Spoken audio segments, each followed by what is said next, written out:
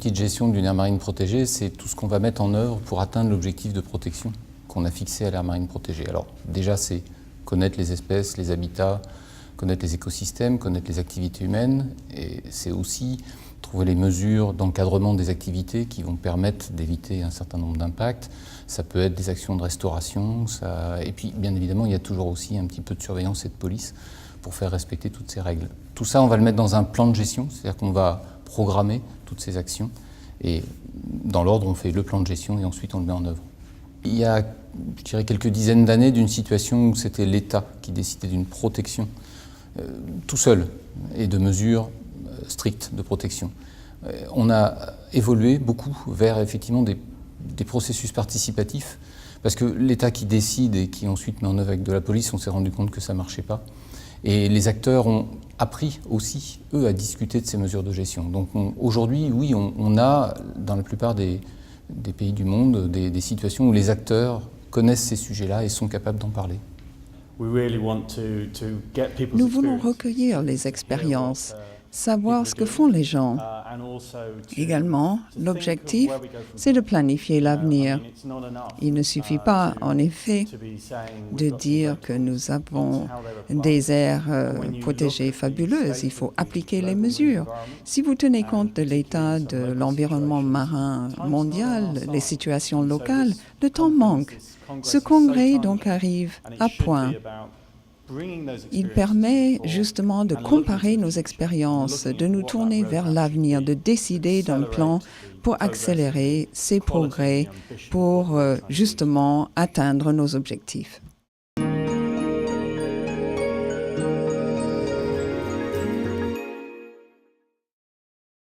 Gérer durablement, efficacement une aire marine protégée, c'est préserver un environnement biologique, donc préserver une ressource, c'est préserver également l'humain et les usages qui dépendent des ressources. Impliquer la population locale dès le départ, dès l'idée de créer, définir par exemple leurs attentes, les services rendus par l'océan qui doivent être protégés pour assurer leur bien-être et leurs activités économiques à l'avenir. Ce que je fais avec mon organisme, nous accompagnons les communautés, nous les responsabilisons pour qu'ils puissent travailler tout seuls.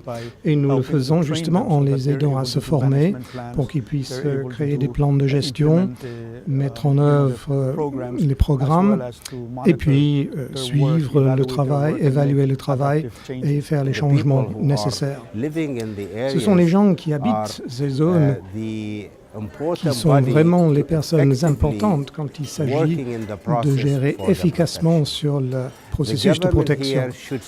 Ici, le gouvernement doit les accompagner, doit les éduquer, doit les sensibiliser.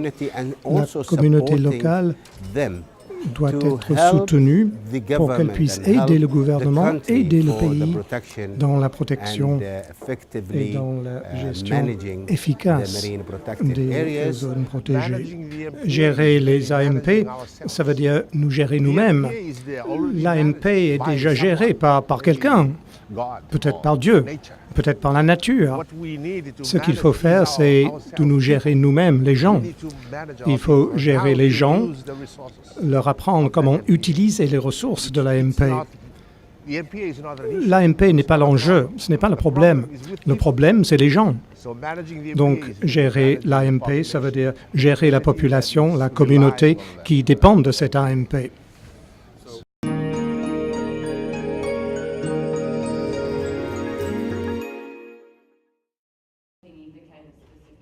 On crée une aire marine protégée pour un objectif bien précis. Donc c'est important de faire la preuve par le terrain, par des résultats concrets vis-à-vis du grand public qui va pouvoir être un petit peu gêné par rapport à des habitudes qu'il avait sur cette aire en particulier, vis-à-vis des décideurs, des politiques qui vont financer ces aires marines protégées. Donc c'est vraiment important d'apporter la preuve que ça marche. On est quand même sur une réunion internationale, donc on n'a pas la prétention d'harmoniser au niveau international, mais peut-être plutôt d'essayer de tirer un peu parti de ce qui se fait ailleurs, de aussi montrer ce que nous on fait, de pouvoir en discuter avec des gens d'autres pays. Et Après, effectivement, au niveau national, c'est important qu'on puisse harmoniser pour qu'il y ait des évaluations qui soient cohérentes sur l'ensemble des aires marines protégées. On a des frontières aussi communes, donc par exemple si on va être à l'échelle de la Méditerranée, c'est important qu'on puisse faire parler aussi les évaluations entre elles, les unes avec les autres, pour savoir si globalement à l'échelle biogéographique, les réseaux sont efficaces et s'il y a des résultats qui sont, ou des objectifs qui sont difficiles à atteindre, de développer un espèce de plan d'action national pour que notre réseau soit de plus en plus opérationnel. En général, on va collecter des données de suivi, donc on fait du monitoring dans le temps. À partir de ces données-là, on calcule des indicateurs, on regarde comment ils changent au cours du temps, et puis à partir de là, on déduit un diagnostic qui nous permet de savoir si on se rapproche, si on va atteindre notre objectif de gestion ou si on est en train de s'en écarter. Et si réellement l'aire marine protégée, elle est en mesure de pouvoir contribuer à atteindre cet objectif. Dans toute cette démarche, le partenariat entre les scientifiques et les gestionnaires est important puisqu'il permet de faire le lien entre des données scientifiques qu'on va collecter sur le terrain et un diagnostic qui va servir pour la gestion.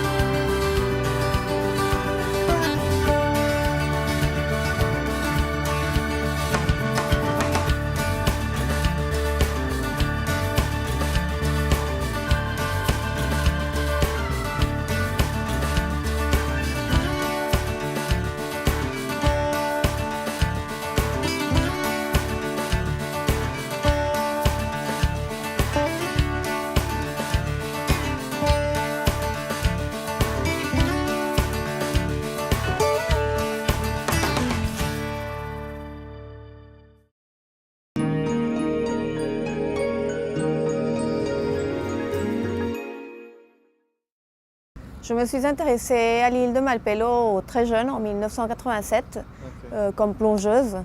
Je suis allée plonger là-bas la première fois et je suis tombée amoureuse de cette île. Et j'ai commencé ensuite à aller un peu plus, bien que c'est bien loin, c'est 40 heures de navigation. Et j'ai commencé à voir beaucoup de bateaux de pêche qui ancraient sur le corail, avec beaucoup de requins sur le bord. Donc c'est là que j'ai investi ma vie à protéger cette île et faire qu'elle devienne une aire marine protégée et site de patrimoine mondial de l'humanité.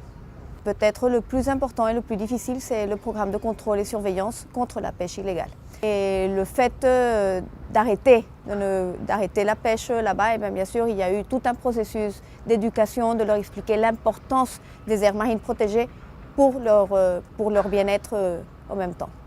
Dans ce sens-là, Malpelo, d'un côté, il a apporté à la Colombie un pays qui, en ce moment, a 9,2% de son territoire marin qui est protégé. Donc Malpelo a contribué à être dans les eaux déclarées comme aire marine protégée d'un côté. 4 pays ont signé une convention, Panama, Costa Rica, Colombie et l'Équateur, pour protéger intégralement ces aires marines protégées de cette zone du Pacifique, mais aussi travailler conjointement avec le secteur de la pêche pour faire que l'activité de pêche soit durable dans le reste de nos mers.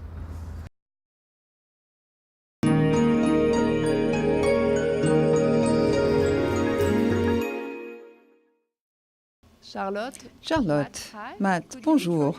Pouvez-vous vous présenter? Je travaille pour une fondation suisse qui s'appelle la FIBA, la Fondation internationale du banc d'Arguin. Je suis responsable du programme AMP de la FIBA. Nous créons et nous apportons un soutien à la gestion des AMP. dans la zone entre la Mauritanie et Sierra Leone, en passant par les îles du Cap-Vert.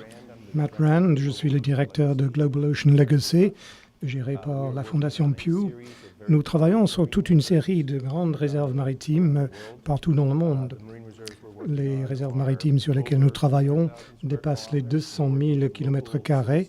Nous travaillons avec les citoyens locaux et les scientifiques locaux et les officiels gouvernementaux pour essayer de créer une nouvelle génération de réserves maritimes, de très grandes réserves tout à fait protégées. Parlez-nous des réserves sur lesquelles vous travaillez. Nous travaillons essentiellement avec des aires de petite et de moyenne taille. Notre AMP la plus importante est le parc national du Banc d'Arguin en Mauritanie, qui a une superficie d'environ 1 200 000 hectares. La plupart des autres aires sont très petites et mesurent parfois moins de 10 km². Nous avons différents types d'AMP. Certaines sont gérées par la population locale, d'autres par le gouvernement. Oui, il est important de travailler avec les citoyens, avec les scientifiques locaux et le gouvernement. Travailler de très près avec ces gens-là pour établir une réserve maritime. Dans ces aires très éloignées, la pression existe-t-elle? Oui, il y a la pêche commerciale, il y a l'exploitation minière et toutes sortes d'activités. Oui, il y a toujours des pressions. Il n'y a aucun lieu sur la planète où il y a des choses qui sont faciles à cueillir. Donc, que faut-il faire pour atteindre ces objectifs? Il faut viser de petits résultats ou des résultats à grande échelle? S'il faut protéger les océans contre la surpêche, par exemple, nous avons déjà perdu près de 90% des grands prédateurs, ou bien protéger les océans contre l'acidification, nous avons besoin de toute une série de réserves protégées, très grandes, mais aussi des réserves locales. J'ajouterais qu'il ne s'agit pas simplement de protéger 10%. Il faut que les aires soient gérées de façon équitable. Il faut tenir compte des intérêts de la population locale, les impliquer. Voilà pourquoi je pense que des AMP petites et locales jouent un rôle très important et très complémentaire. Il en faut davantage. Il faut justement jouer sur les deux tableaux.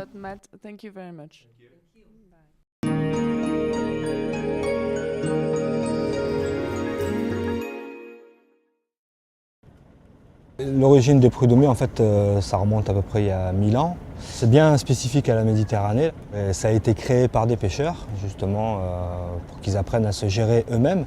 Donc avec des règlements sur les longueurs de filet, le maillage, des règlements de police aussi, entre pêcheurs, voilà, pour régler un peu aussi les conflits qu'il peut y avoir entre les pêcheurs et aussi avec la plaisance. Dans la prud'homie de Saint-Raphaël, on comptabilise à peu près une vingtaine de pêcheurs. Le cantonnement de pêche a été créé à l'initiative des pêcheurs en 2003. Donc on s'est enlevé un peu un lopin de terre, voire même le meilleur lopin de terre qu'on avait sur nos côtes. Et on s'en est servi justement pour en faire une réserve, un endroit où voilà, les poissons vont pouvoir se reproduire tranquillement, qui n'ait pas vraiment un impact des pêcheurs professionnels là-bas. Le partenariat entre Planète Mer et la prud'homie de Saint-Raphaël, il est né de la demande de la prud'homie pour qu'on intervienne avec eux sur l'avenir de ce cantonnement du Cap-Roux. C'est un projet en fait à 3 objectifs. Il y a un objectif qui est de la mise en place d'une surveillance de la zone, un objectif d'évolution du statut, vers quel statut on peut aller après le cantonnement, et un objectif de valorisation du savoir des pêcheurs. C'est aux pêcheurs eux-mêmes d'indiquer ce qu'ils savent et comment ils veulent gérer leur activité de pêche. Les règles émises par les pêcheurs eux-mêmes seront forcément les mieux respectées. Maintenant, on voit que la réserve se porte bien. On commence à avoir les premiers effets. Mais maintenant, voilà, une réserve, c'est pas au bout de 10 ans qu'on commence vraiment à avoir les effets. C'est 15 ans, 20 ans, voire plus. Mais c'est vrai que les premiers signes sont là. C'était tout à notre avantage de créer ça.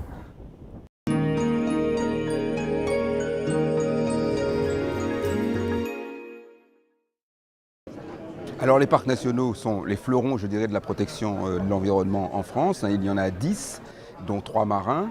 Leur objectif est bien entendu, c'est en premier lieu de connaître et de protéger les espaces qu'ils sont chargés de gérer. Ensuite, d'accueillir le public, puisqu'ils ont une mission d'accueil et de pédagogie. Et puis enfin, depuis la récente loi sur les parcs nationaux, ils ont, encore plus qu'auparavant, pour mission d'accompagner le développement économique dans le sens du développement durable. Pour ce qui concerne la Guadeloupe, par exemple, nous travaillons en étroite collaboration avec les marins-pêcheurs, nous travaillons en étroite collaboration avec tous les travailleurs de la mer. Nous avons également au niveau des parcs nationaux français notre savoir-faire, notre expérience, que nous allons tenter d'ailleurs de faire partager, et aussi beaucoup de beaux projets, par exemple la réintroduction du lamantin, ce mammifère marin disparu depuis un siècle et que nous tentons de réintroduire en Guadeloupe. Ce sera une première mondiale, on espère d'ici 1 ou 2 ans. Ce stand que vous voyez aujourd'hui est partagé par la convention OSPAR. Cette convention est une entité fédératrice qui regroupe un certain nombre de pays qui veulent créer un réseau d'aires marines protégées. Et à l'intérieur de cette zone OSPAR, il y a 2 projets en cours, le projet Maya et le projet Panache, qui cherchent plus en détail à créer un réseau entre gestionnaires d'aires marines protégées. Il s'agit de 2 régions à l'intérieur de la zone OSPAR qui souhaitent rendre ces réseaux plus humains, qu'ils soient des réseaux de personnes plutôt que des réseaux de ressources biologiques.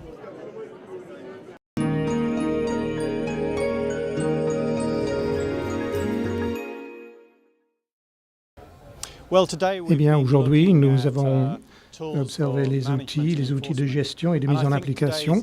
Et je pense que notre travail aujourd'hui montre la vraie valeur d'un congrès comme celui-ci qui rassemble tout le monde. Ce que cela nous montre, c'est qu'il y a de bonnes idées, de formidables idées, de nouveaux développements au sein de notre communauté, mais en même temps, nous devons faire face aux mêmes défis qu'autrefois. Donc, il y a de vieilles choses qui nous hantent toujours, il faut travailler davantage, mais nous montons en puissance, nous commençons à avancer. Et ça, c'est une nouvelle très positive. C'était une journée très riche. On a bien sûr beaucoup d'idées qui ne sont pas nouvelles, mais qu'on approfondit à chaque fois. Et on sent aussi quelques idées un petit peu neuves sur la façon de concevoir les choses. On entend dire que associer les parties prenantes, c'est important, mais il ne faut pas oublier les institutions, que les parties prenantes, ce n'est pas seulement les associations et les pêcheurs ou des gens comme ça. On entend des choses sur les avancées technologiques qui pourraient nous permettre de progresser, mais qui en même temps vont nous demander d'avoir beaucoup plus de données, beaucoup plus précises. Donc on voit à la fois des perspectives de faire mieux, de faire plus vite, et puis des difficultés que ça soulève à nouveau. Bon, la question du financement et des questions de formalisation de la gouvernance ont déjà été évoquées aujourd'hui alors que c'est le sujet de demain, mais on comprend très bien que les sujets sont très liés entre les outils de la gestion aujourd'hui et puis ces questions de gouvernance et de partenariat demain.